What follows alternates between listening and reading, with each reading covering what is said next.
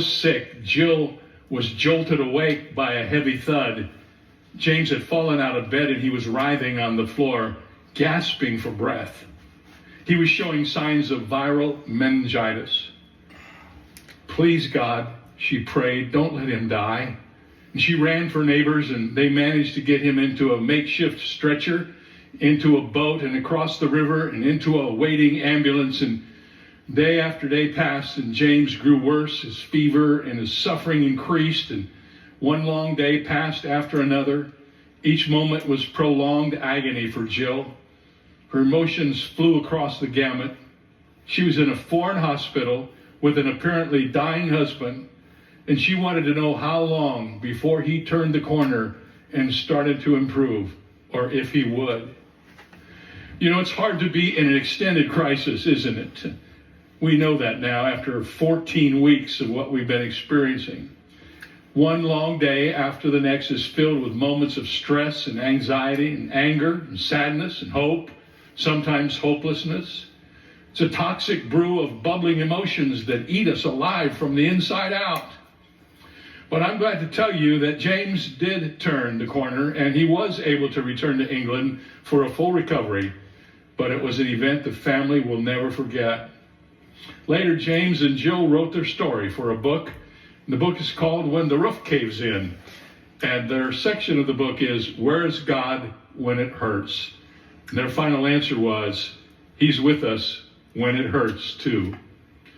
And sometime in every life, in your life and in mine, we find ourselves in a dark tunnel where no light seems visible. You weep and you cry, you're frustrated and you plead, Lord, I can't take it anymore. I have no more patience and no more strength to hold out. I've got to hear from you today. Most of us have been there. What about you? It may have been because of a long, drawn-out sickness. Might have been because of a long-term financial problem. Maybe you've had a struggle with grief, or maybe you've been an alcoholic spouse or an unsaved loved one, or dysfunction is going on in your family. Or perhaps you're suffering through a problem at work, a demanding, unreasonable boss, or a jealous, spiteful fellow worker whom you have to cope with every single day with no resolution in sight. And before you know it, you find yourself in David's shoes, and you can understand his heartfelt words and emotions. This man is a hero. He's a man of God, the favorite son and sweet singer of Israel. David is a man after God's own heart, and yet he's a man of anguish and suffering. He's a man given to the depths of depression, and he cries out to God with these words, How long?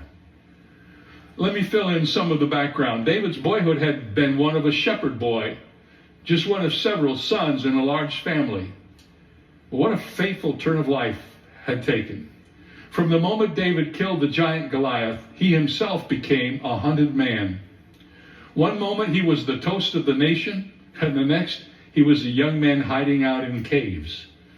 The king, the insecure and temperamental Saul, was bitterly jealous. You see, Saul's stock had plummeted as that of the shepherd boy had skyrocketed. The women of Israel celebrated the victory of David over Goliath by singing a song that is recorded for us in 1 Samuel 18:7. Here's the song. Saul has slain his thousands, and David his 10,000s.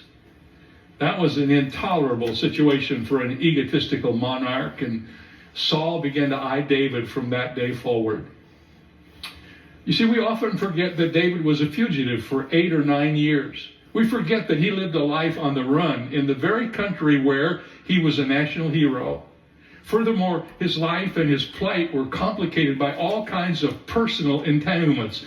Get this, Saul, David's enemy, the same ruthless king whose life was dedicated to hunting David down and murdering him, Saul was also the father of a son who was David's best friend and a daughter who had stolen David's heart. Can you imagine a more complicated personal scenario than that? There was a time when David had the protection of 600 of his faithful men. He settled in a place called Ziklag, where he managed to live peaceably for 16 months.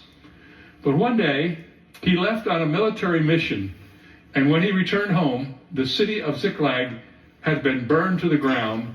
All the wives and the children whom the soldiers had left behind were carried away, including David's own family.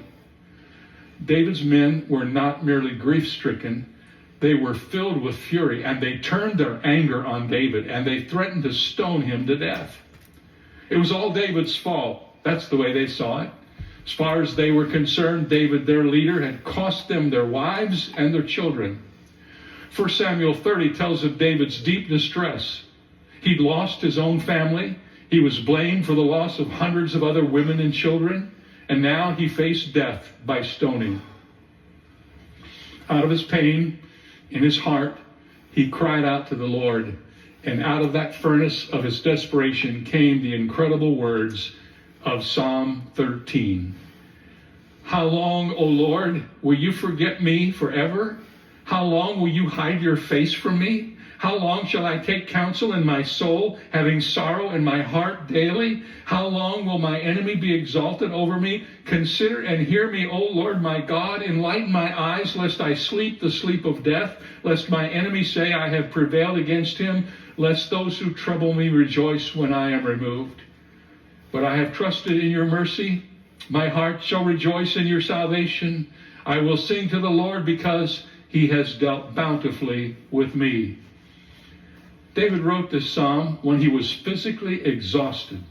He was emotionally depressed. His troubles with King Saul had gone on year after year, and he was discouraged. And this psalm was wrung out of the extremity of his soul. He simply could not go on.